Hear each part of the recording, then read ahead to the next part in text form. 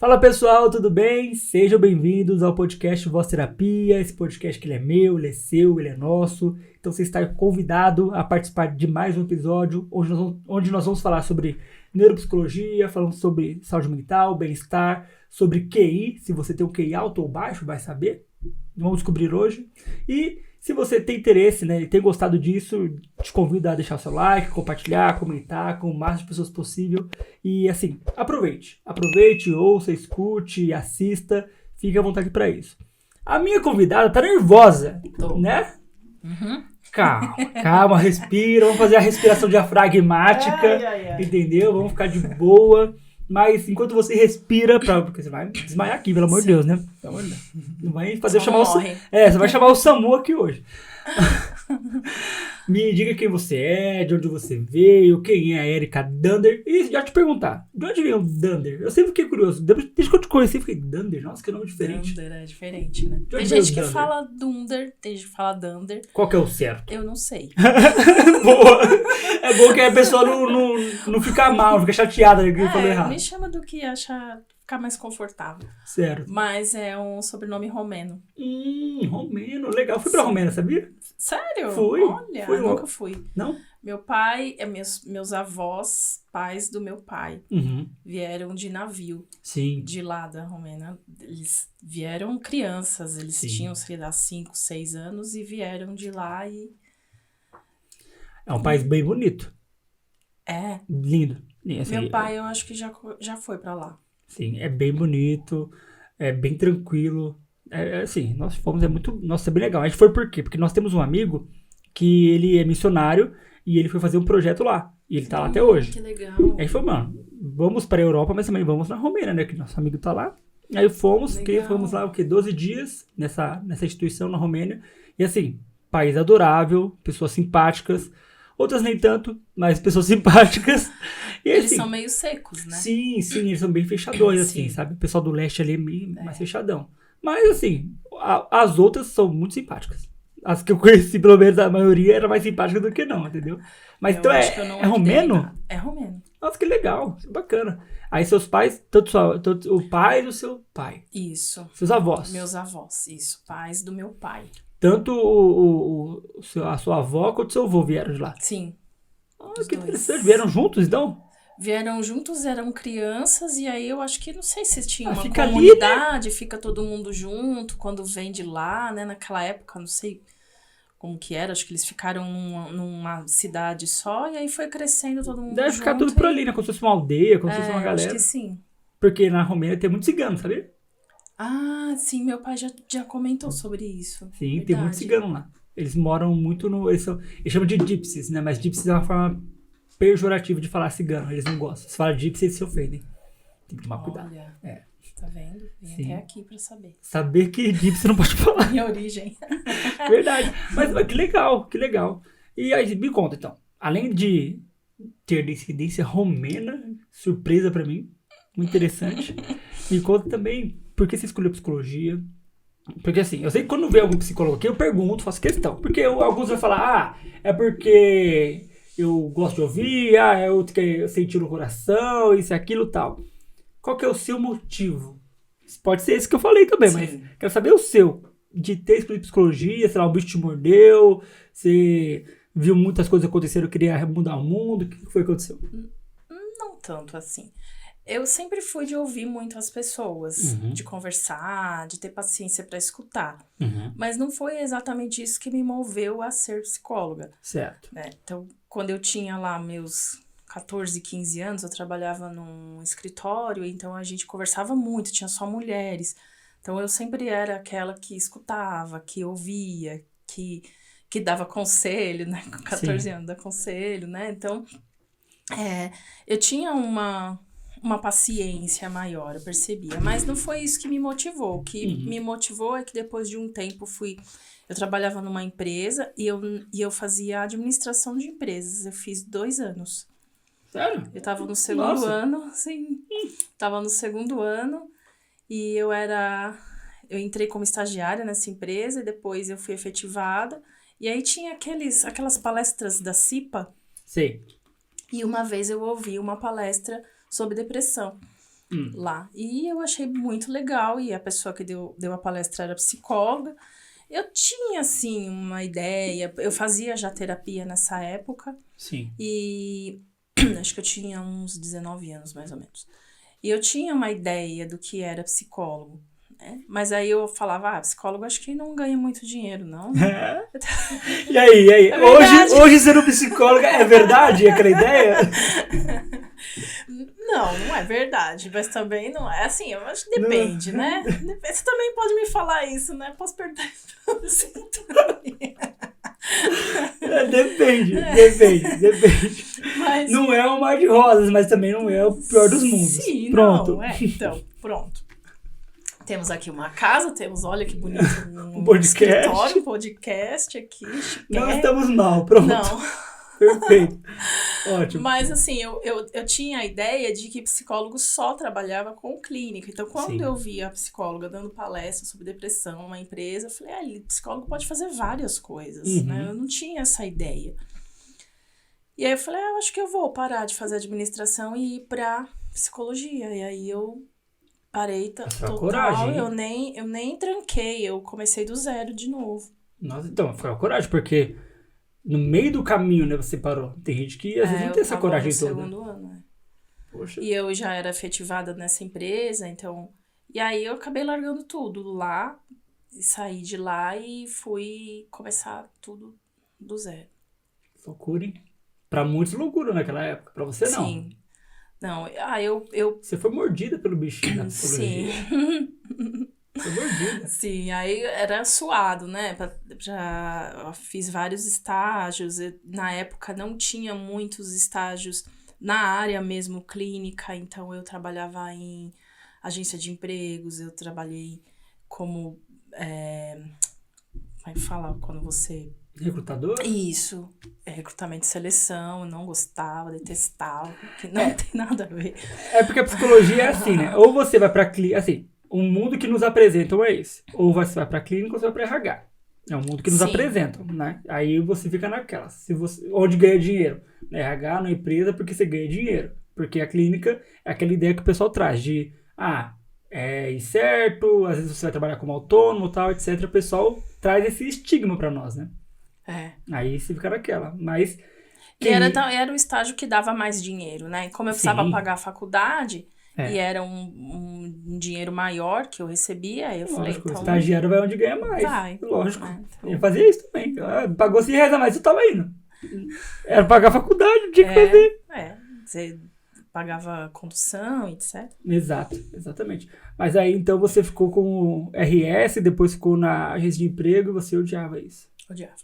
E aí, Perfeito. depois, no último ano, que era o 5º ano, que é o ano que a gente faz estágios, né? Uhum. Eu precisava de mais tempo. Sim. E aí, fui trabalhar, sabe onde? Eu trabalhei na USESP. Sim. Sério?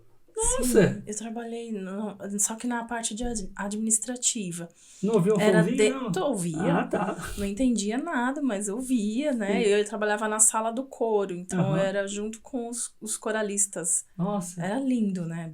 Era bem bonito. Porque você é profissional bem demais. bonito. E aí, lá eu trabalhava meio período. Então, no resto do período, eu dava pra fazer estágio, dava pra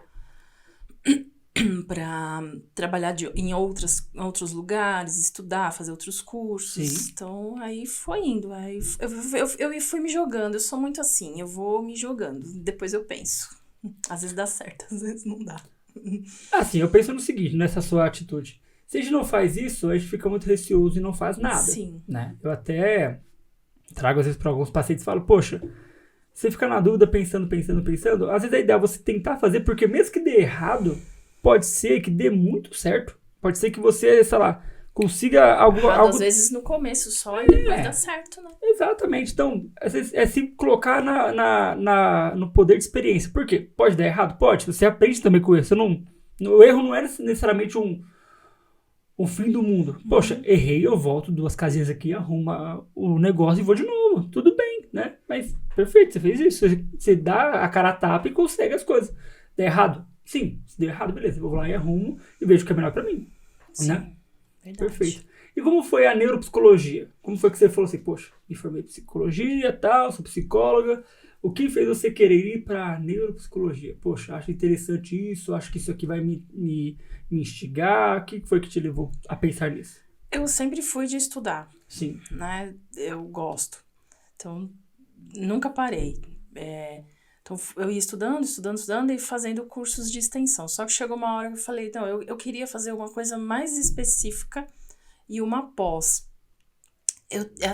Eu tenho uma pós incompleta, mas dentro da teoria winnicottiana. Certo. Né?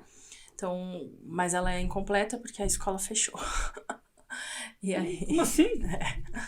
Não pude concluir. E na época também não tinham muitas escolas que tinham a teoria winnicottiana. É mais raro. Agora tem.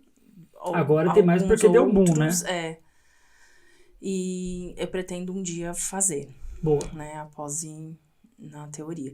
Mas aí eu comecei a sentir falta de coisas mais concretas, mais né? palpáveis. Isso. Você é psicólogo comportamental, você me entende. Sim, entendo. Então, eu sou muito da psicanálise, de ficar voando, de ficar, né, naquela coisa do inconsciente e tal. Mas aí eu tava sentindo falta de estudar questões cognitivas. Uhum. E a neuropsicologia começou a ficar famosa, né? E foi um pouco antes da pandemia. Foi 2 anos antes da pandemia. Então, me formei em neuropsicologia em 2020. Certo. Que foi eu tava te falando, né? Foi no fim de semana que fechou tudo. Foi, antes daqui do podcast a gente tava falando disso, né? Isso, a gente tava conversando. Foi no fim de semana aquele terceiro fim de semana de março. Foi.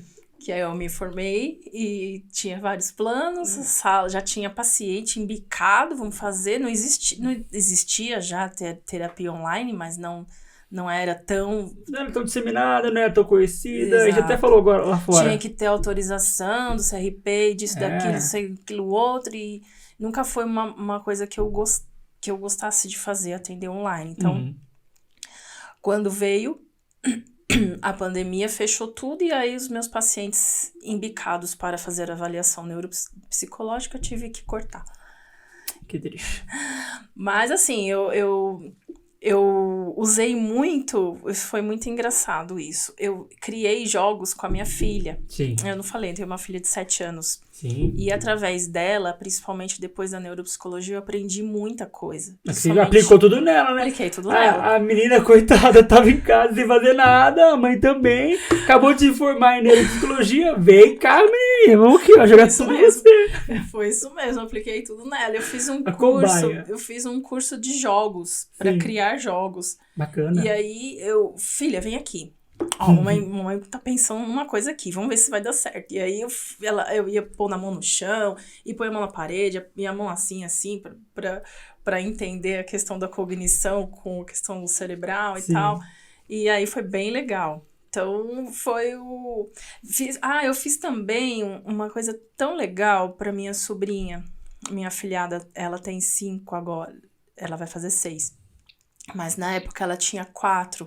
Sim. E ela ainda pegava no lápis assim, e ela não ia na escola. Uhum. Então, e também na pandemia ela não ia menos ainda, né? E aí eu criei um caderno de estímulos para ela.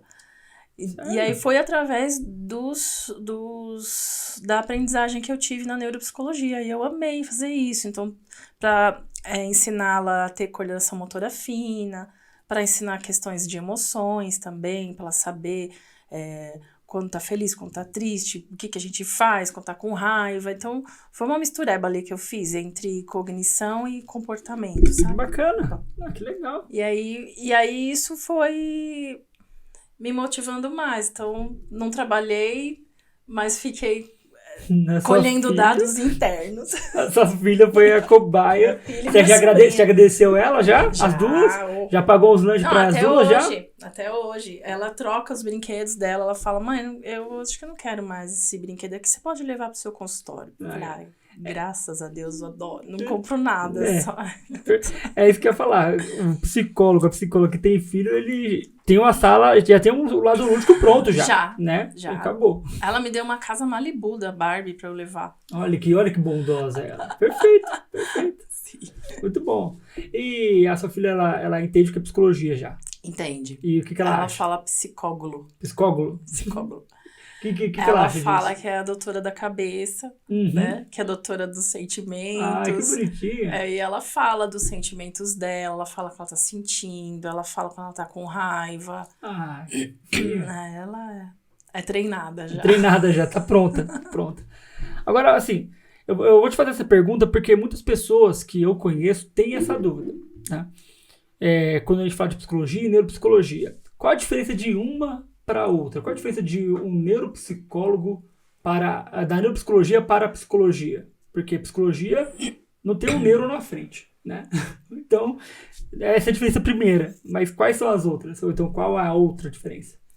Então, neuropsicologia vai tratar das questões cognitivas, vai entender como é o funcionamento cerebral. Certo. Então, vai entender a ligação que o sistema límbico tem com os lobos, né? Frontal, occipital, parietal. Então, como que o cérebro se comunica. E Certo. a questão também do raciocínio, da memória, da atenção, né?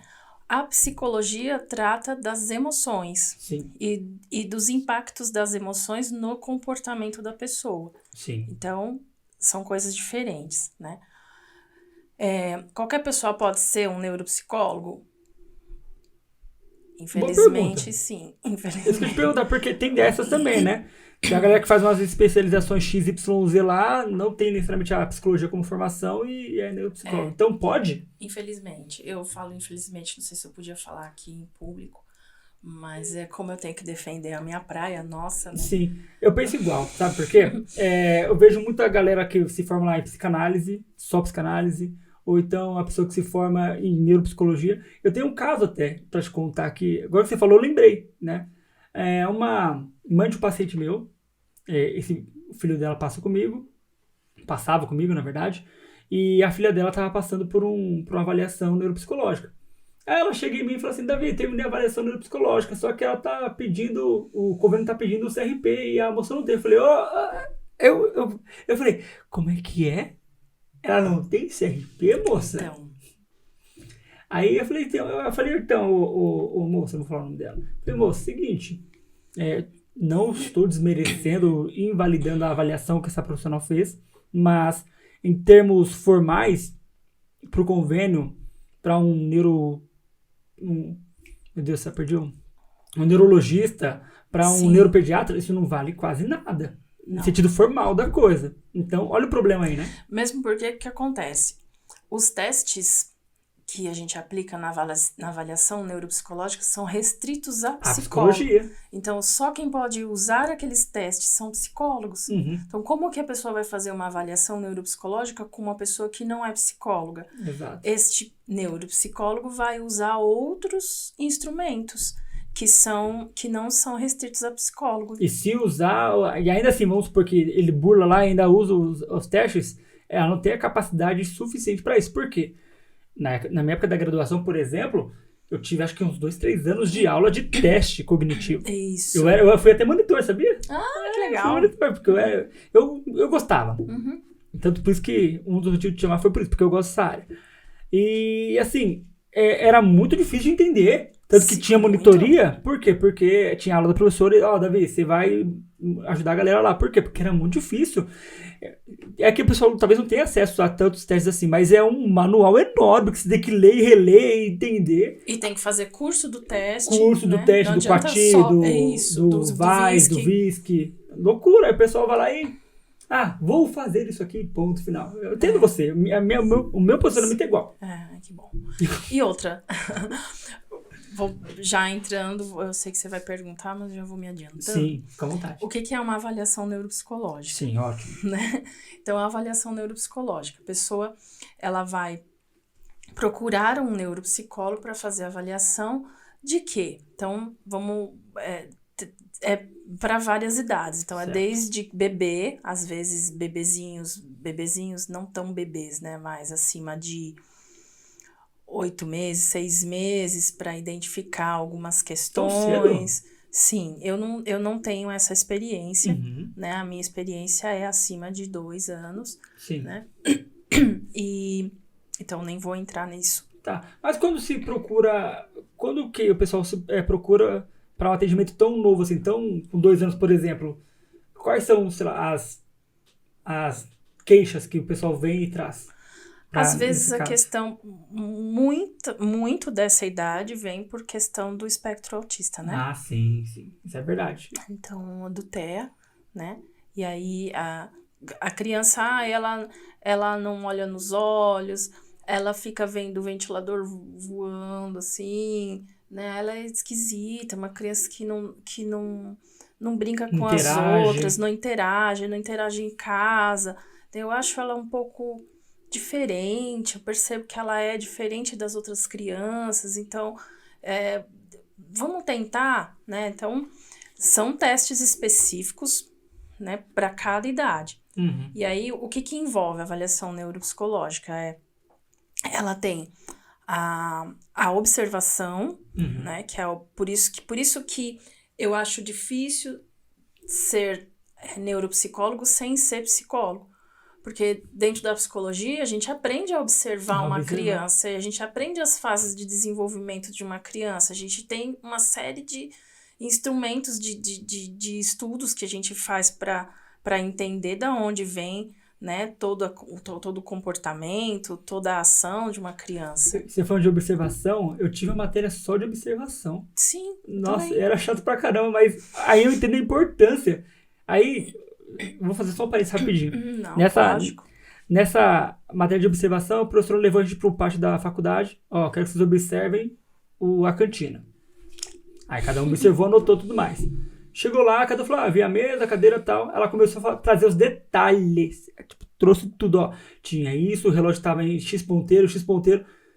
Aí a gente entendeu o que era observação. É observar tudo, não o superficial. Então, por exemplo, essa observação que nós aprendemos, talvez o pessoal que não é psicólogo não vai ter. Exatamente. Né? Então, é todo o... E são anos, né? Sim. E outra, você, quando é psicólogo e é psicólogo clínico, você também faz uma observação dentro do seu consultório, né? Ou, sei lá, que seja online hoje em dia, mas a gente tem todo uma observação da pessoa, não só do que ela fala. Sim. Né? Nós, psicólogos, a gente não fica na fala do paciente, a gente fica em tudo. Exato. Tanto que eu até falei pra você lá fora do manejo, né? O manejo no online é muito mais difícil. Porque por isso que eu não gosto muito. Você tem às vezes só o rosto até o tronco da pessoa, você não consegue pegar muito. E aí tem que ficar de olho. Por exemplo, no presencial a pessoa vai tremer a perna, a pessoa vai fazer alguma coisa, vai olhar pro lado, pro outro e tal. Então, a gente tem que se adaptar a isso, né? Óbvio, o manejo presencial acho que é perfeito, porque você tá ali, tete a tete, consegue ver tudo que a pessoa tá fazendo, né? Sim. Mas aí voltando para a avaliação. Tem a observação. Tem a observação e aí tem um inquérito, que o inquérito envolve um calhamaço, vários questionários, né? Então, quando é criança e a criança vai na escola, a gente entrega para o professor, né, para a escola, um envelope cheio de perguntas, de tudo que é situação, comportamento, fala da criança. Além do que, a gente entrega também uma anamnese para a escola preencher sobre toda a observação, como essa professora enxerga esse aluno, né? Quando é adulto, é entregue também para a família alguns questionários, dependendo do que é a queixa, né, que esse adulto procura. Alguns inquéritos também, quando é adulto, a gente pede para a família responder, lembrando desse adulto quando ele era criança. Sim. Fora que é um questionário que o próprio avaliador faz ali com a criança ou com o adulto, né? Eu tô falando de modo geral. Sim. E a terceira etapa é dos testes, né? Então, aplica-se testes, N testes, e que, assim, basicamente, depende do que você quer investigar. Sim, isso que eu ia falar. Então, tem testes específicos para cada tipo de queixa, por exemplo. Sim. Tem os gerais, assim, entre aspas, gerais, e tem os mais específicos. Sim. Então, o que a gente precisa entender numa avaliação neuropsicológica? Como esse indivíduo funciona cognitivamente. Então, as funções executivas. Como ele executa. O que é a função executiva? É aquilo que você responde numa ação sem ter que pensar. Sim. Então é aquela... Como se fosse um reflexo. Isso, um Vou reflexo. pegar a garrafa d'água, eu não pensei. Tipo, Isso, não pensei. vou lá, vou pegar a garrafa com a minha mão, apertar aqui, forçar os dedos pra... Os Não. 4 dedos, não o preciso. 5º dedo. Vou lá, pego, Exatamente. ponto. São E aí, como estão essas funções? Então, a atenção, a concentração, Sim. a memória, raciocínio, linguagem, e aí, entre outras, percepção, né? Então, esses são os básicos. Mas eu geralmente não fico só nisso, eu vou além. Então, tem uma queixa de TDAH. Então, eu vou entender... Porque, assim, o TDAH, principalmente, ele é mais ele é observacional. Sim. Então, é como essa pessoa age clinicamente. Uhum. Então, eu não posso ficar só nos testes. Eu tenho que ver tudo. Porque, às vezes, no teste não vai mostrar nada. Não. E é o comportamento dele que vai mostrar. Exato. Né? Tipo, tô aqui, daqui a pouco a pessoa viajou, foi embora. Mas peraí, você entendeu o que eu falei e tal? Só rapidinho. Desculpa, eu vou interromper algumas vezes. Não, pelo amor de Deus. Por dúvida Sinta-se minha. em casa. Obrigado. Mas não sei por dúvida minha, ou então porque eu tenho alguns casos que eu gosto de trazer. Eu esqueci se for do calhamaço lá de avaliação. Questionário, né? Calhamaço. E aí eu lembro que eu tô atendendo um paciente que é uma criança e tal, e ele tem TDAH, já foi diagnosticado e tudo mais. E aí eu recebi, porque a mãe fez a avaliação primeiro, era só avaliação, não era tratamento. E trouxe pra mim. Ela me deu uma bíblia. Aí eu falei, oi, eu tenho que ler tudo isso aqui, né? Ela falou assim, olha, foi diagnosticado, tá aqui a avaliação. É enorme. E eu falei, meu Deus do céu, e agora o que eu faço? Né? Que é. E aí, por exemplo, eu li tudo e cansou de ler. Era uma avaliação neuropsicológica? Era. De um neuropsicólogo, Sim. psicólogo. Uhum. Tá? Ele era. E aí, o que acontece? Tava lá, porque com certeza o profissional avaliou, então tá tudo lá. Escrito bonitinho, lindo, né? É quase um manual da criança. É um manual mesmo, é um manual real. Você viu que tem citação bibliográfica? Sim, tem tudo. É um manual. É terrível. Então, é terrível fazer. Assim, é quase um mapa da criança, entendeu? Os meus geralmente tem 30 páginas. É um mapa geral mesmo. Eu achei o máximo. É lindo. Só que, só que eu digo no sentido de que na hora que chega no comportamental, você tem que estar atento nisso. Por quê? Porque ele veio na primeira sessão, eu achei só ele falante demais. Depois eu falei, no meu olhar clínico, eu falei, eu não posso dar alta porque eu tenho que entender isso que está acontecendo. Isso tinha uns 3 meses já. Sim. Eu falei, poxa, Quantos anos? 7, 8. Não, 6 e agora tem 7. 6 tem 7. Aí 3 meses eu não conseguia ver nada. Não vinha, sabe, tipo, nada. Trabalhava o lúdico, trabalhava tudo com ele, nada. Eu falei, gente, porque assim, é uma hora só, né? Convenhamos, uma hora só, é difícil você pegar uma coisa ali, né? Aí eu falei, não, tem algo aí. Porque tem avaliação aqui, tá tudo aqui. Não, presencial. Online não tem como fazer. Com criança online não tem como. Não. Na hora eu falei, nossa, faz um milagre. Não. Online. Não tem como. Eu já fiz isso uma vez e me arrependo profundamente. Porque na pandemia não tinha como mesmo. Foi a pior coisa que aconteceu na minha vida. Por quê? É difícil manter a atenção de uma criança presencialmente. Online, a criança vai longe. Ela leva o celular lá pra cozinha, põe embaixo da mesa, e deixa o celular lá, tô jogando bola. O celular fica aqui parado jogando bola. 1000 episódios como esse. Tipo, tava aqui, vou te mostrar tal coisa. Aí jogava, eu tô no teto. Oi, alô? Oi. Tô aqui. Então você não quer voltar, né? Tô aqui. Era péssimo. Mas esse aí não, esse é presencial. É que eu esqueci de falar que eu tenho um ou outro presencial. Que vira e mexe eu vou. Sim. Aí eu fiquei, não tô achando. Aí na hora que ele teve uma atitude que eu falei, aqui, ó. Era ali. Tipo, o que acontecia? Ele não retinha a atenção. Só que, Davi, você não percebia isso? Eu percebia que ele não retinha atenção. Mas como ele era muito agitado, eu falei, poxa, ele está agitado. Porque ele já vinha da escola, vinha a milhão da escola. Né? Então eu pensava, tem a questão da escola. Só que teve uma vez que eu falei, não. Eu falei com ele, de olho em olho, ele não... Aí eu falei, repete, ele não repetiu. Eu falei, o que tá acontecendo aqui, né? Eu falei, aqui, ó, achei. Não, mas aí começou a trabalhar a questão comportamental, melhorou bastante. Sim. Não digo 100%, porque ainda tá comigo, mas muita coisa melhorou. Então, às vezes vai ser o lado comportamental que você vai ter que pegar ali, não só o teórico, né? É isso. Entendeu? Então, se você não tiver o comportamental também em mente ali e ficar só baseado em teste, você não vai pegar o fio da meada, sabe? Sim. Então, tem que ter esse... Aí tem a questão da família também, né? Quando é criança, como é o comportamento com a família? Sim, tem que avaliar tudo. Então, por isso que, assim, eu faço sempre... Eu não faço em menos de 10 sessões. Não, mas não tem como fazer menos de 10. Faço. Tem muitos lugares que faz, né? Muitas clínicas às vezes fazem, mas eu não sou muito a favor disso, não. Eu já falo que são 10, de 5 a 10, né? Porque às vezes tem um paciente ou outro que até vai umas 6, 7, né? Sim. Mas eu já falo que é de 5 a 10 para eu não ter dúvidas. Sim, lógico, porque, por exemplo, quanto tempo dura cada sessão da avaliação? 50 minutos, 1 hora. Então você vai ter o quê? 10 horas com aquele paciente, né? Ainda assim, às vezes você deve querer fazer mais coisas ali e vai pedir mais tempo. Sim, né? Já passou, já fiz em 12, 13, então. né?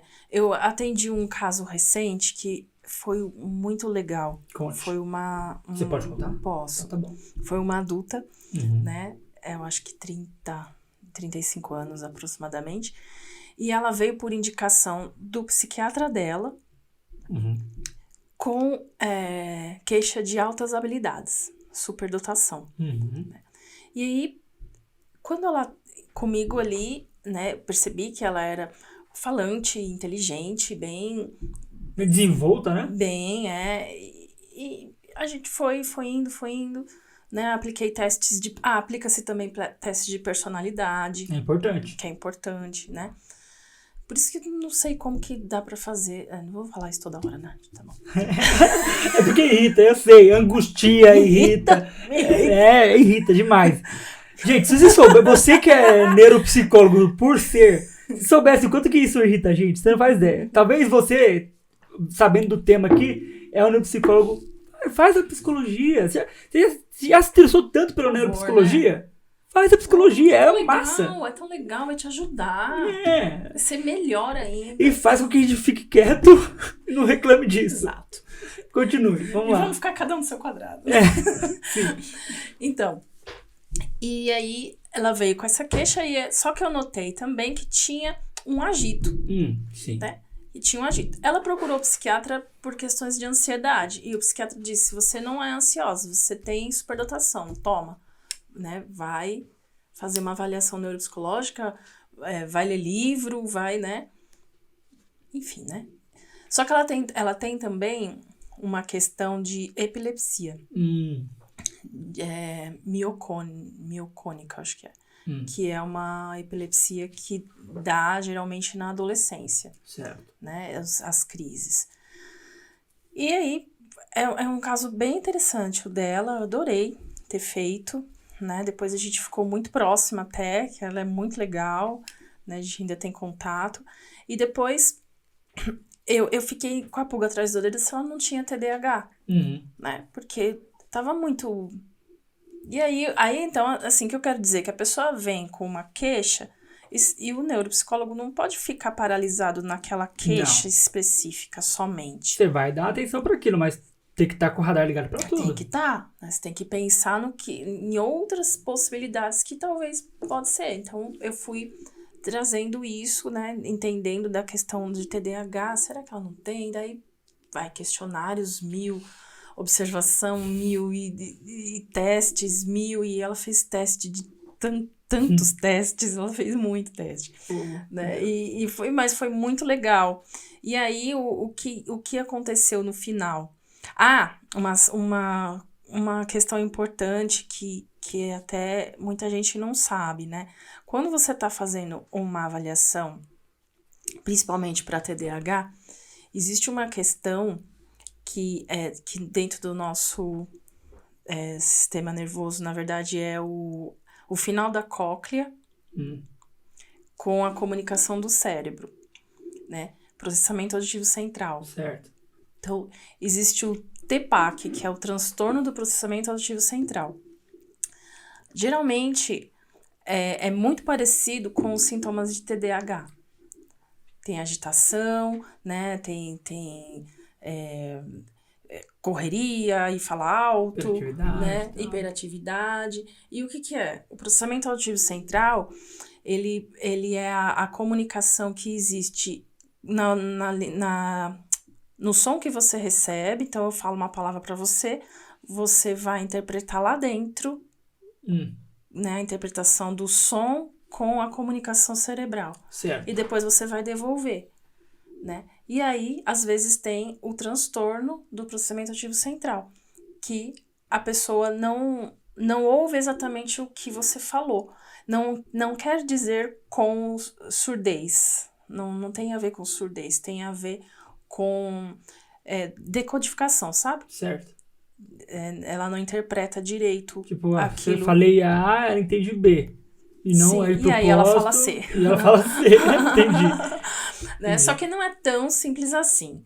Né? Não, eu falei só pra... Sim, você falou uma simbologia, mas não é tão simples de diagnosticar. Né? E aí o que... É muito difícil, porque até a pessoa entender, a pessoa que tá lá em tratamento, que tá lá com a dúvida, entender que ela tem o TPAC, que, sei lá, o que ela tá entendendo não é aquilo que realmente é. Sim. Meu Deus, até chegar nesse ponto. E aí o que me acendeu o radar, né, dessa paciente, ela falou que ela fazia tratamento com fono quando era criança e que ela tinha troca, né, de T por B, de B por P, e que até hoje, quando ela tá escrevendo ou quando ela tá lendo, ela troca ainda as letras, né, e os fonemas. E aí eu falei, então vamos fazer um exame do processamento auditivo central? Né? E aí ela foi fazer. Como que é feito? Você precisa de um otorrino. Sim. Você passa pelo otorrino, o otorrino vai te mandar fazer o exame do processamento auditivo central é feito em cabine. Sim. Então você entra dentro de uma cabine, coloca o fone e ele vai, a fono vai falando algumas coisas, você vai falando sobre imagens, as imagens que você está vendo e o que você está ouvindo, enfim. Eu nunca acompanhei um exame, então eu não sei falar exatamente como é, mas é... Por aí. É que os pacientes falam. Qual é o relato dele? E aí eu pedi para ela fazer. E ela foi fazer e deu alterado. Então ela tem, né, qual a conclusão desse caso? Ela não tem altas habilidades, mas ela é extremamente inteligente. O QI dela deu alto, mas não exatamente um valor que trouxesse superdotação. Superdotação, né? E ela tem realmente ansiedade. Você falou do seu relatório que você recebeu do seu paciente. No final, a gente tem que colocar um encaminhamento, que é um laudo, Sim. né? É um laudo que o paciente recebe e no final a gente coloca o encaminhamento, tudo o que ele tem que fazer. Isso. Então, tratamento, em alguns casos, tratamento em cabine, que é tratamento do TPAC. Geralmente a criança dá mais certo fazer. Quando é adulto, o adulto encontra um meio de se sair bem. Né? Então, ele já tá acostumado. Tá treinado 35 anos, já tá treinado, né? Tanto que ela é super inteligente, então não fez diferença na vida dela. Sim. O TPAC, né? Mas deu alterado. Então, ela criou outros sistemas para ela se sair bem. Sim. Com isso. Olha só que interessante, né? A gente tá falando aqui dos nossos casos e tal, de algumas dificuldades, alguns transtornos, alguns diagnósticos. E aí vem a pergunta, né? Por que é tão importante uma avaliação neuropsicológica, né? Por que é tão necessário? É uma pergunta quase que retórica, porque você já trouxe aqui. Muitas vezes a gente vai e pega um caso que vem com uma queixa, quando você mal percebe tem outras, igual dessa moça que você está colocando. Então, você tendo uma dúvida, tendo não somente dúvida sua, mas de profissionais ou até de familiares, amigos, a importância da avaliação para trazer para você a certeza ou não do que você tem ou deixa de ter, né? Exato. Teve uma convidada que veio aqui, a Gleice. Ela é psicóloga, eu sempre gosto de falar do caso dela, que é muito bom. Ela é psicóloga, ela é autista, ela é mãe de autista. Que lindo! É mãe de autista e atende pais de autista. Nossa, E o diagnóstico dela foi ano legal. passado. Olha, Aí ela contou aqui, poxa, antes de eu ter meu diagnóstico, eu não entendi o que eu tinha. Porque assim, ela se desenvolveu, como você falou, a sua paciente, ela foi lá, entendeu e conseguiu lidar com o TPAC. Ela também conseguiu lidar com o autismo até o ano passado, sem ter o diagnóstico. Então, quando a pessoa não tem avaliação neuropsicológica, quando tem dúvidas, olha o tanto de coisa que ela poderia evitar, né? Por exemplo, a pessoa, no caso a Gleice, ela foi diagnosticada tarde, porque ela foi atrás, ela sabia que tinha alguma coisa estranha, que tinha um botão ali que não estava funcionando, né? Ela entendeu que tinha algo ali, foi buscar saber. Mas pensa no quanto que ela, sei lá, arrumou uma desculpa para, sei lá, o momento que ela estava se não querendo socializar como os autistas fazem. Ou Sim. então se incomodar com barulho, com algo do tipo. Tem isso também. Entendeu? Então ela arrumava desculpas. Agora, quando você entende o que você tem, por meio de uma avaliação neuropsicológica, meu, te abre o mundo. Sim. Né? Um TDAH, um TOD, sei lá, um TPAC, um autismo, mil coisas, né?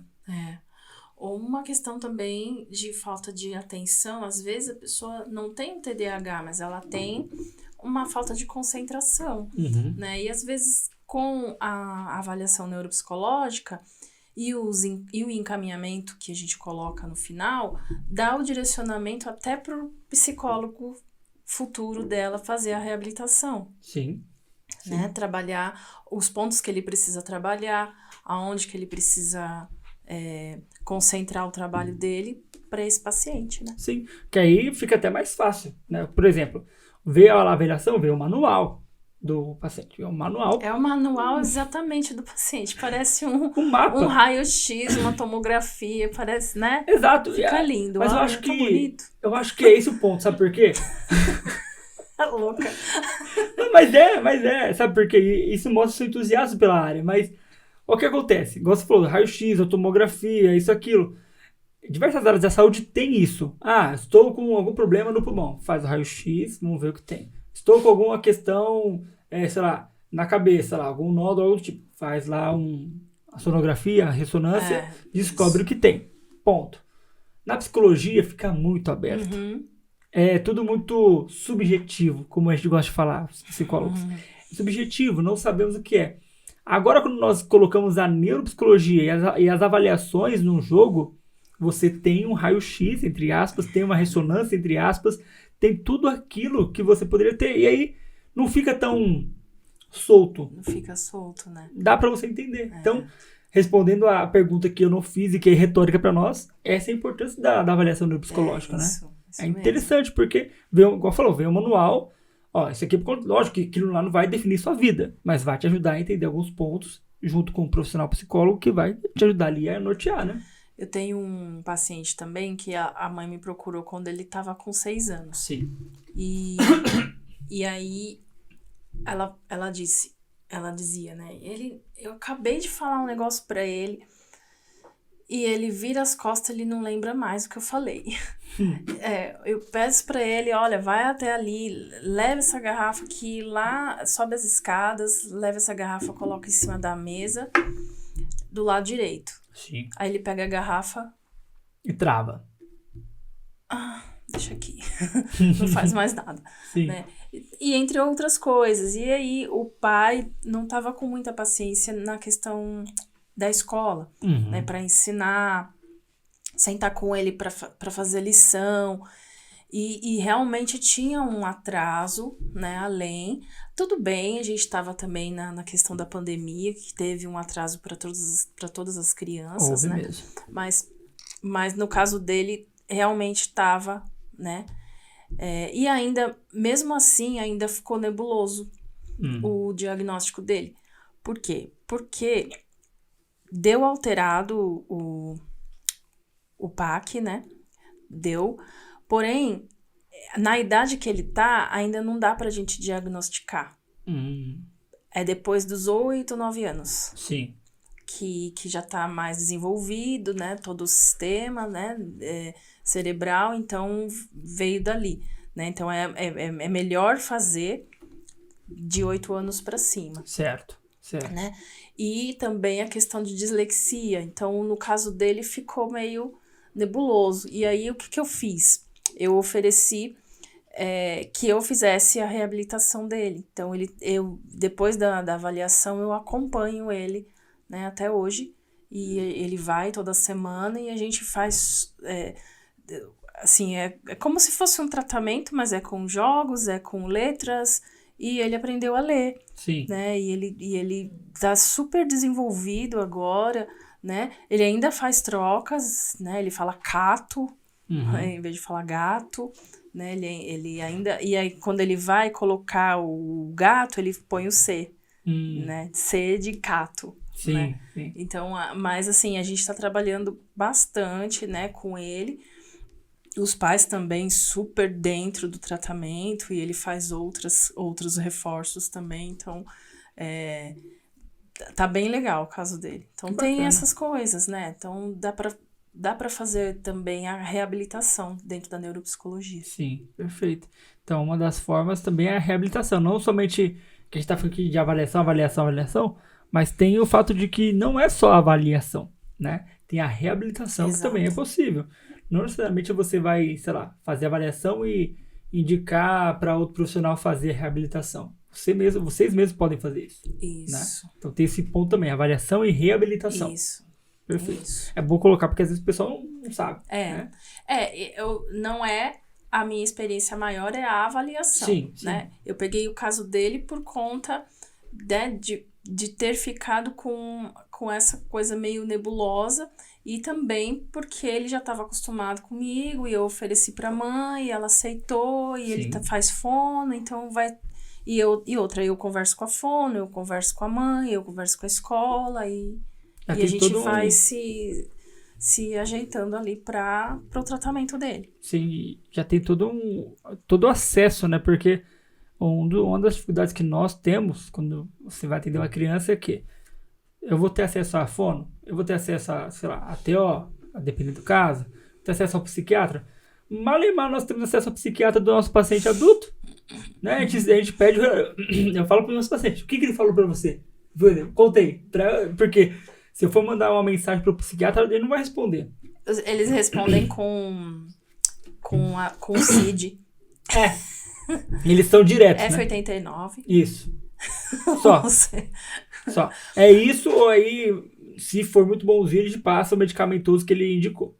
Só. Enfim. Acabou. Então, quando você tem esse acesso a outros profissionais, até é bom, às vezes, quando você trabalha num lugar que é multidisciplinar, que você consegue acessar tudo. Bem legal. Aí fica tudo mais fácil. Mas acho que um dos motivos foi esse, né? Você já tem acesso ali, então, poxa, não vai ser tão difícil lidar com essa situação. Sim. Né? Boa, legal. A gente falou do QI, né?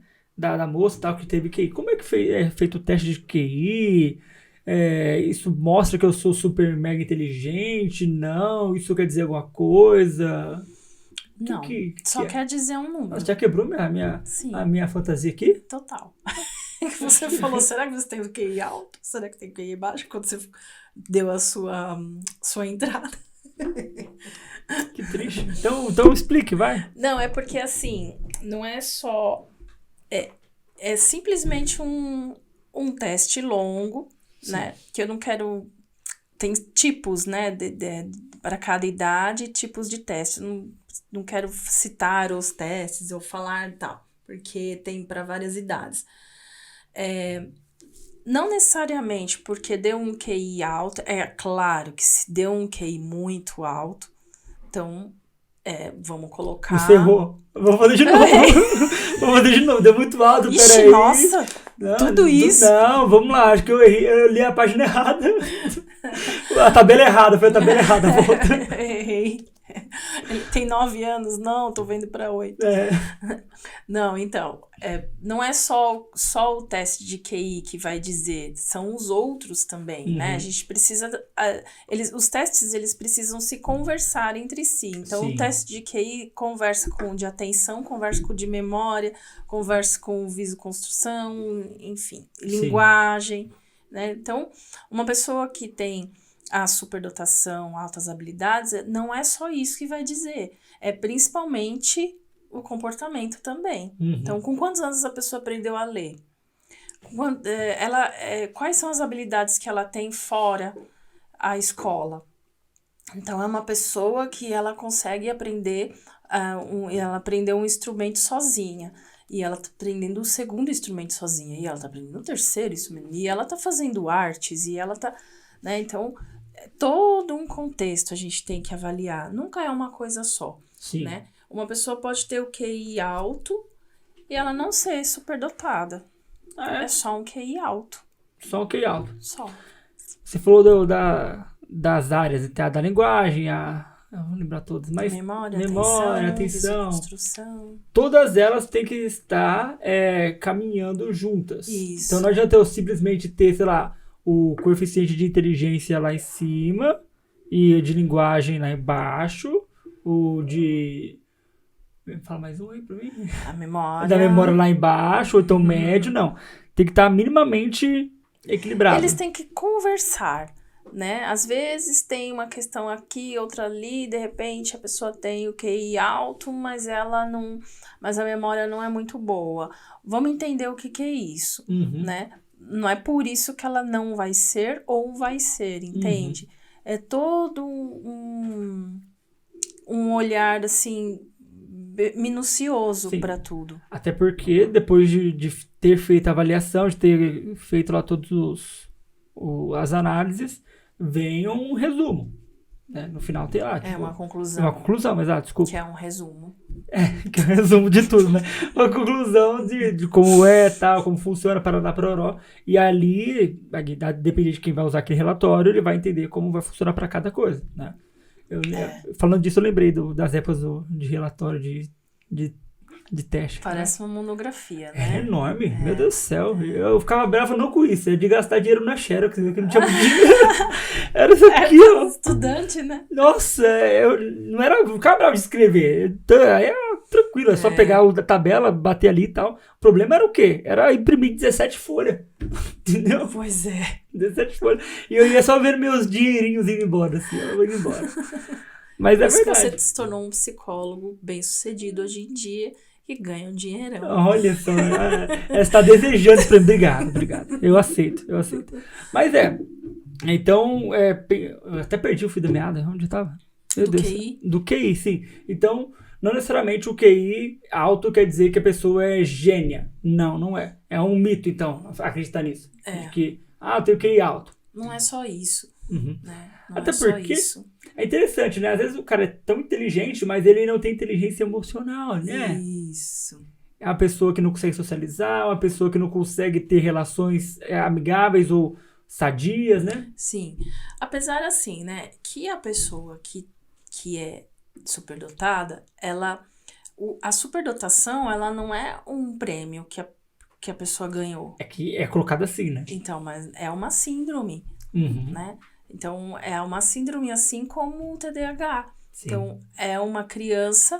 Então, a pessoa às vezes faz o teste, avaliação neuropsicológica numa criança de 4 anos e descobre, nossa, minha filha é superdotada. Então, ela vai entrar em escola especial, ela tem desconto em escola particular, tem uma série de coisas, mas porque é uma síndrome. E porque ela realmente, ela tem que ter um ensino especializado, não porque ela é demais, mas porque senão ela vai sofrer. Sim. Né? Então, às vezes é uma criança esquisita. Sim. É uma criança que até às vezes é confundida, às vezes com TEA. Com TEA, né? Me fez lembrar do... Já assistiu The Big Bang Theory? A série lá? Não. É uma série... Vou assistir. Já? Não, vou assistir. É muito boa. Passa na Warner. Mostra uma série de físicos, né? Eles trabalham numa faculdade de física como professores. E tem um deles que é muito inteligente. Ele é um superdotado. E o quanto que ele sofre por isso. Entende? Eu não lembro agora se ele tem TEA ou não. Por isso que se confunde muito, igual você falou. Eu não lembro agora se ele, na série, ele é diagnosticado ou não. Porque eu nunca assisti essa série inteira. Porque, como são episódios curtos e diretos, não ficam um ligado no outro. Então você assiste tranquilamente. E o nome dele é o Sheldon. Ele é o Sheldon. E aí ele é muito... Ele é absurdo de inteligente. Ele é o professor mais inteligente do mundo. Ele fica lá criando fórmulas e tal, tudo mais. E o quanto que ele sofre por isso? Porque ele é visto como estranho, ele é visto como o chatão, ele é visto como o cara que não se adequa. Ele é desse jeito, sabe? Então mesmo. Não é necessariamente um dom, né? Não é um dom. né? E aí eu fico imaginando assim como que é emocionalmente para essa criança, né? Então, se o pai de repente, nossa, meu filho é superdotado, né? Imagina a demanda que o pai colocou nas costas dessa criança, né? Que vai crescer sempre tendo que responder. Sim, certo, essa superdotação, né? Você Mas meu filho não, ele tirou 9? Não, como que ele podia tirar 9? Ele é aí superdotado. levanta a régua. Imagina que exigência. Então, tem todo um contexto, né, diferenciado. Sim. Ainda você está falando de superdotação, eu quero falar um pouco de aprendizagem. O que tem causado tanta dificuldade, tanto transtorno de aprendizagem para as crianças atualmente? Porque assim, aumentou. Tem a questão da pandemia? Tem. Que criou aí meio que um limbo de 2 anos aí, um negócio louco de 2 anos aí, meio que efeito dominó. Mas o que tem causado tanto transtorno de aprendizagem nas crianças hoje? Porque hoje eu atendo, por exemplo, 2 professoras. E a parte boa é que uma é particular, outra é pública. Então elas trazem... Dá pra fazer um comparativo legal. Mas as duas trazem uma coisa em comum, que é a dificuldade das crianças em aprenderem. Assim, a professora pode ser mais lúdica possível, mais clara possível. Falou ali, as crianças, os alunos não entendem, não aprendem. Tem uma justificativa para isso? Vou falar uma opinião pessoal. Sim. Né? Eu acho que a pandemia piorou, mas também são as telas, né? Junto com a pandemia veio muita questão remota, né? Sim. De tablet, de jogos online. E as crianças estão meio zumbi, né? Até brinco com a minha filha às vezes. Eu falo, eu falo, filha, tá parecendo um zumbi. Chega nessa televisão, parece um zumbi na televisão e fica lá, tá no comercial e ela tá parada assim, olhando. Comercial, nem percebeu que entrou comercial, né? E aí, às vezes, ela percebe e aperta lá o botão pra pular pro próximo, mas aquele sistema streaming, né? De ficar pulando. Hoje em dia, as crianças não conseguem esperar, né? Então, a gente tinha que esperar um dia, às vezes, pra assistir o desenho que a gente queria, não era? E não era o que a gente queria, não. A gente escolher, é o que tava lá. É o que tava lá, a TV tinha jogava, a emissora jogava lá o negócio, é aquele. Se não gostava, tinha que assistir. Né? Não tinha que escolher, não. Agora não, né? Tem Netflix, então eu quero assistir. Não quero, já assisti esse, pula. Quero assistir de novo, volta. E aí fica aquele vai, né? Uma coisa e sabe o que é louco viciosa. Também? Sabe o que é louco?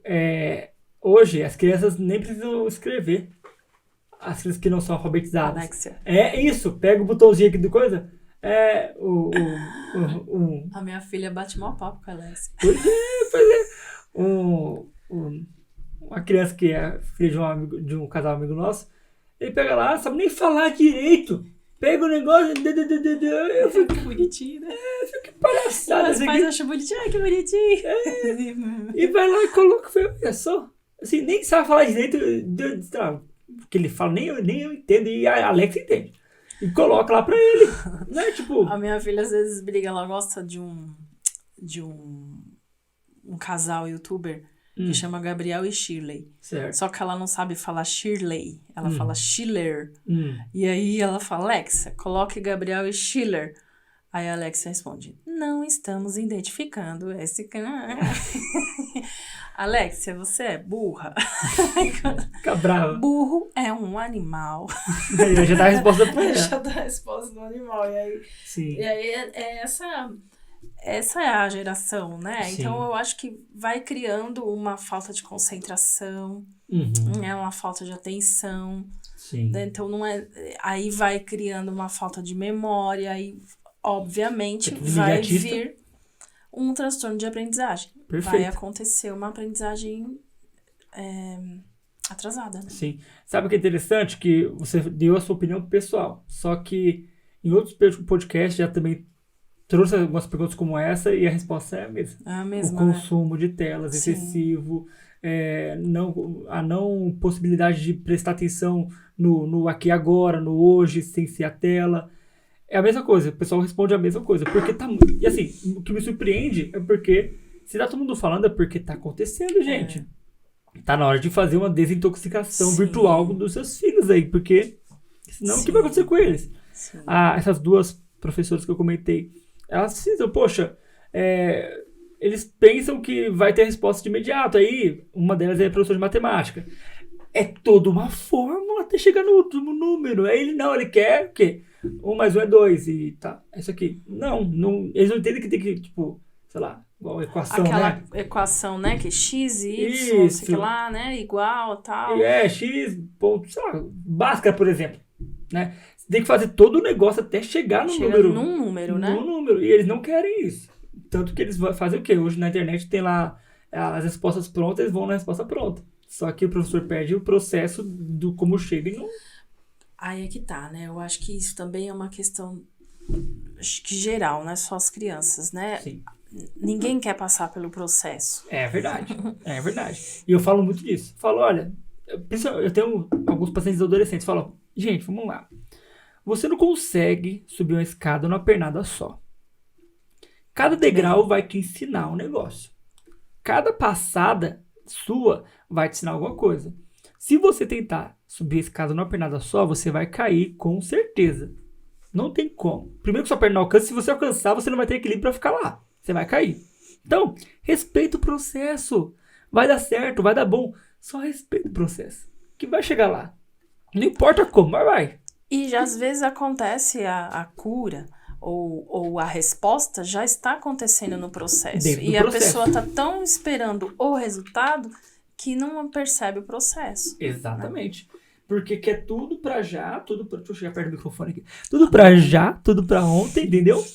E não consegue entender que pra que isso aconteça, há todo um processo acontecendo. Não tem porquê. Sim. Mas E tem que ter o processo em tudo, né? Não adianta. Tudo. Pra você emagrecer, pra você namorar, sim. né?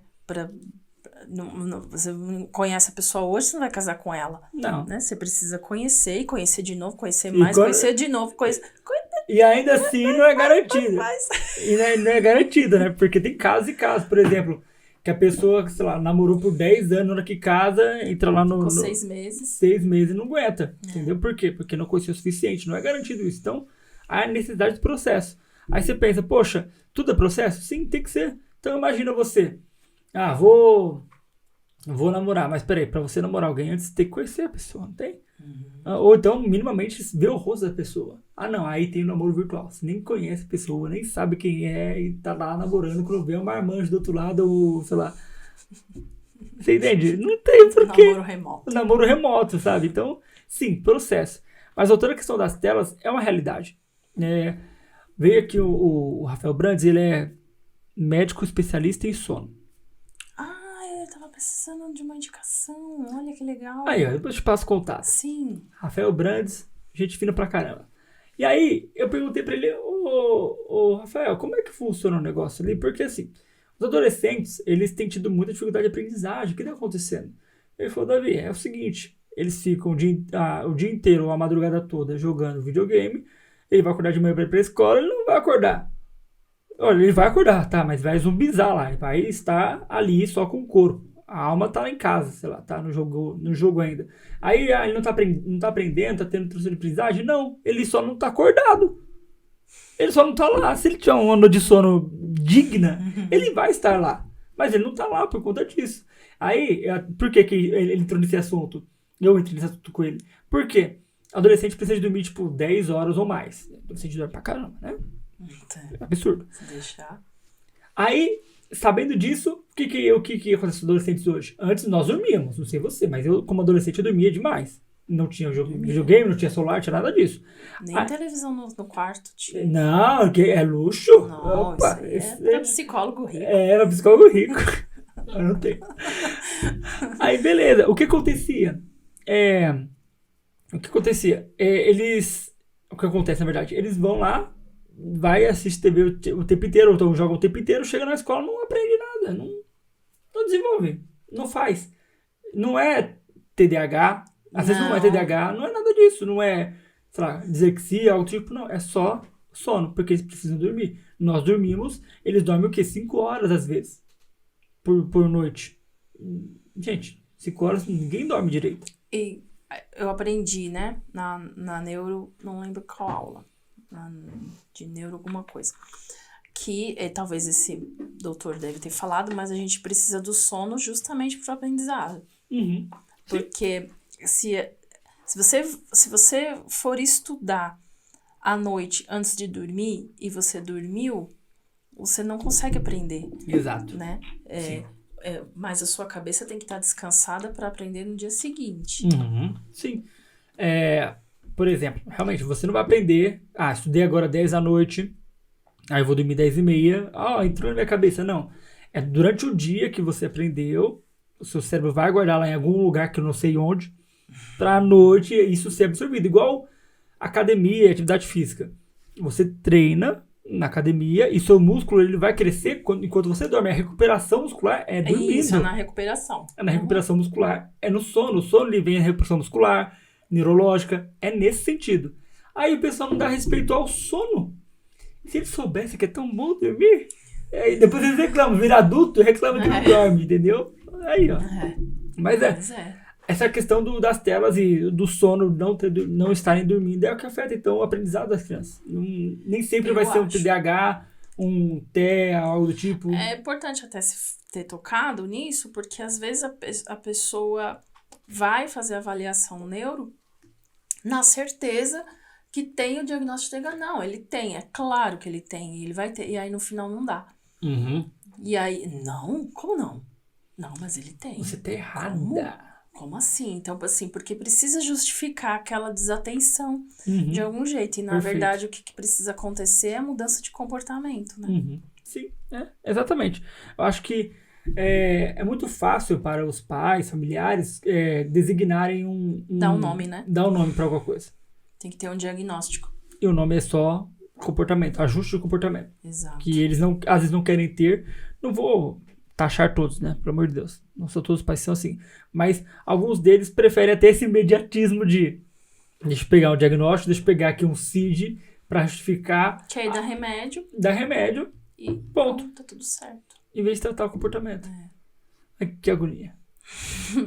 Em vez de ir pro processo, né? Em vez de ir pro processo. Tá vendo? Tudo é processo. Tudo é processo. A nossa sociedade está muito imediatista. Sim. Até a busca por um profissional de saúde é pelo imediatismo, em vez de entender o que está rolando. Peraí, antes de ir para lá, não que você vai negligenciar os sintomas, pelo amor de Deus. Mas antes de ir para lá, vamos ver se o sono tá bom? Vou fazer uma anamnese rápida em casa aqui. Tá dormindo bem? Tá acordando na madrugada? Sei lá, você tá com alguma dificuldade? Você tem sentido alguma dor, algo do tipo? Sei lá, perguntar minimamente, mas não. Vamos lá pro neuropsicólogo, vamos lá pro psiquiatra e taca remédio, tudo certo, vamos embora. Não funciona. Não funciona. Só adoece. Acho que só adoece. Quem foi que comentou? Não vou lembrar agora quem foi que comentou. Não vou lembrar. Eu tô trazendo um relato aqui de uma convidada que falou que a agenda dos psiquiatras estão lotadas. Não tem vaga. Sim. Não tem vaga. Tipo, por quê? Porque estamos dando pro psiquiatra. Não que não devam, gente. Mas... Sim, tem que ir, né? E às vezes até quem deveria ir não vai, né? Exato. Porque tem ainda preconceito com o medicamento, né? Sim. E a questão do medicamento é algo interessante, né? Porque se você, por exemplo, está com falta de resposta em X neurotransmissor, o medicamento vai trazer para você. Ele vai dar um estímulo a mais. Aí a pessoa pensa, não, que ela vai ficar dopada, que vai ficar louca de remédio e tal, etc. Não é isso. Não. Vai trazer para você aquilo que o seu organismo está trazendo. Tá precisando, Exato. né? Você tá com uma dor de garganta. O que você precisa fazer? Às vezes você precisa tomar um antibiótico. Sim. Né? Mas porque, olha só, o que acontece? É porque a psicologia não. A psicologia mesmo, ela vai ser entendida como... E a psiquiatria também. Vai ser entendida como algo muito mais denso, muito mais complexo. Agora, quando você está com a gastrite, você vai entender que você vai no médico e no endócrino vai tomar um remédio e vai melhorar. Só que a sua ansiedade não é isso. Não, isso é só você ficar de boa aí e tal, descansar. Vai passar. Certo. Vai passar. E a gastrite não passa. Não, deixa passar a gastrite. Deixa passar a dor de garganta. Não, você já vai tomar remédio, você vai buscar um médico. Agora, a nossa da saúde mental, não. Você não pode fazer isso, dá um descanso aí que vai resolver. Sim. Não é verdade, né? Pois é.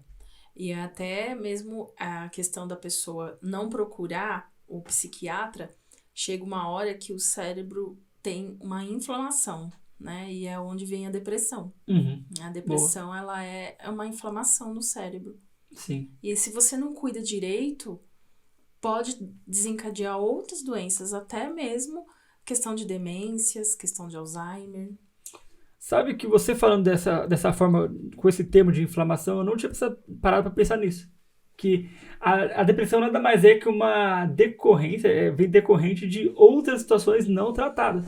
Né? Nós entendemos isso, por exemplo, a pessoa vivenciou vários traumas, várias situações complicadas tal, e teve depressão. A gente entende assim, né? Só que, e algumas situações como ansiedade recorrente que você não trata? Sim. Né? Porque a ansiedade, geralmente, né? ela linka com a depressão, né? E aí vem um transtorno mental como uma demência, um Alzheimer, algo do tipo, por conta disso, por conta de um estímulo que não teve, ou que teve demais, e você não tratou. E como é uma coisa meio linear, né? Que às vezes eu tô mais ansiosa. E, não, é por causa de tal coisa, X coisa, então tô com uma ansiedade assim, assado. Mas aí, quando você vai ver na maior parte do tempo, né? Eu fiquei meio treinada a perguntar isso. Na maior parte do tempo, nos últimos 6 meses. Sim, todo mundo que faz teste é isso. Né? Como que você se sente, né? Na questão da ansiedade. Aí, quando você vai parar para pensar, não, eu tô sempre, eu não consigo parar no lugar, eu tô sempre saindo, se eu saio eu tenho que ficar com um monte de menina, um monte de cara, se eu vou em algum lugar eu tenho que beber, eu tenho que fazer isso, eu tenho que comer, eu tenho que comprar, eu tenho que fazer, ou seja, excessos. Nunca dá uma pausa, Nunca dá uma pausa. Tem uma coisinha ali que precisa ser olhada. Sim. Né? Todo excesso tem uma falta. Com toda certeza. Né? Então, tem uma falta ali que não tá caindo legal. Tem alguma coisa que a gente precisa olhar. Perfeito. Né? E às vezes isso, quando não é olhado durante longos anos, vira depressão, vira transtorno do pânico, vira... outras coisas que começa com crises, que crise é algo esporádico. São pontuais, né? Pra se tornar o transtorno. Exato. Né? Olha que doideira. É de se pensar, hein? É de se pensar. Minha querida, estamos chegando no fim do podcast e você estava tão preocupada, tão nervosa e tal. Agora você tá aí leve, ó, rindo, me zoando. É que eu não tô vendo que tem uma câmera, né? Eu tô olhando só. Não, mas ó, leve, já vendo foi. Esse microfone aqui e você... Já foi, ó. Nem doeu. Vou falar igual o pessoal que leva a injeção. Nem doeu. Aí foi de boa. Acabou, olha que Sim. legal. Mas não, acabou ainda não, porque eu quero que você me indique alguma coisa. Eu sempre pergunto, né, pro convidado, um livro, um Instagram, um YouTube, um canal de YouTube, qualquer coisa que você entenda que é relevante para que as pessoas que estão ouvindo e assistindo possam também seguir e acompanhar. Eu tenho uma página no Instagram de uma pessoa, quer dizer, não é uma pessoa, é um grupo de neuropsicólogos que tem falado várias questões para leigos, né? Sobre TDAH, sobre TEA, sobre Alzheimer, né? Questão de atenção, memória.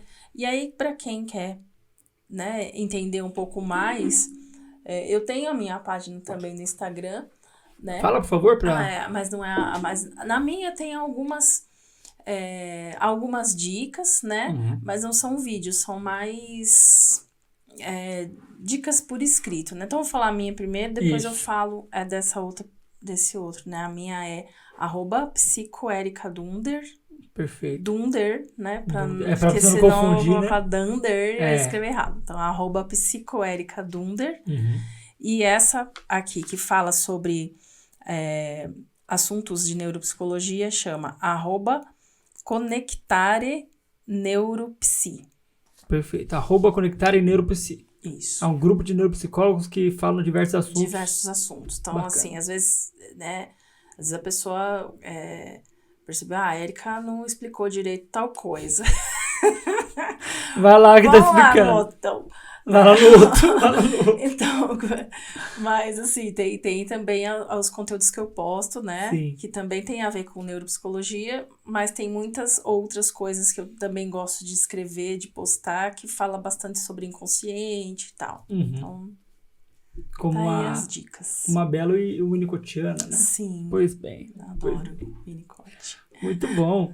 Foi um prazer te receber. Obrigado por ter aceito o convite, por ter, sei lá, se colocado à disposição de imediato. Eu amei a sua presença aqui. Não doeu, foi de boa, foi mesmo, tranquilo. né? Foi, tranquilo. Todo mundo fala que deu. No final, todo mundo fala que foi tranquilo. Aí, ó. Ai, no final a gente pode respirar. Isso, aí, ó, respira. Mas enfim, terminamos. Agradeço mais uma vez, de verdade, de coração. Você está convidado para vir mais vezes, falar de outras coisas também. A porta está aberta, não totalmente, não literalmente, mas está aberta, tá? Ela vai estar aberta. Não, está aberta, mas não literalmente. Eu vou abrir para você depois. Eu abro a porta para você depois. Mas enfim, é isso. Obrigado, tá? E eu vou me despedir aqui do pessoal. Quer se despedir do pessoal também? Sim, aqui, também. olha pra essa câmera aqui, ó. Tá. Agora você eu vai vou pra olhar. câmera. Também quero agradecer, tava muito nervosa, né? Não tenho costume de fazer vídeo, de falar em público, né? Mas como é uma situação gravada, então E nem vai teve ser erro. editada. É mesmo, não a gente, teve. olha, não teve erro, viu? Perfeito. Então, também agradeço, muito obrigada pelo convite, eu ia falar presente. Pelo convite. É que o presente foi o caldo, meu Deus. Ó. Um caldo de abóbora com Calabresa, coentro. E salsa. Salsa, né? E Salsinha, cheiro verde, né? Cheiro verde, sei lá. Nossa, é um tava negócio verde. sensacional. Então, Tá gostoso? antes fui alimentada. Foi alimentada. Foi bem servida. Pra não ficar com raiva, né? Porque é uma pessoa sem comer. Então eu tenho que tomar cuidado com isso aí. Vai que a pessoa vem aqui e me... É bom alimentar mesmo as pessoas. Já vem nervosa, né? É bom trazer ela num momento mais calmo dela. Perfeito. Então, Eu muito que obrigada agradeço. pelo convite, viu? Eu que agradeço. Então, pessoal, se vocês gostaram do podcast, você chegou até aqui, ótimo, isso com certeza agregou na sua vida. E se você gostou, compartilha, curte, comenta, escreve aqui o que você achou do podcast. E se você se interessou por mais coisas desse canal, vá lá no canal, clique em outros vídeos, assiste outros podcasts que vai te ajudar também, certo? Beijos, abraços e até o próximo episódio de Voz Terapia.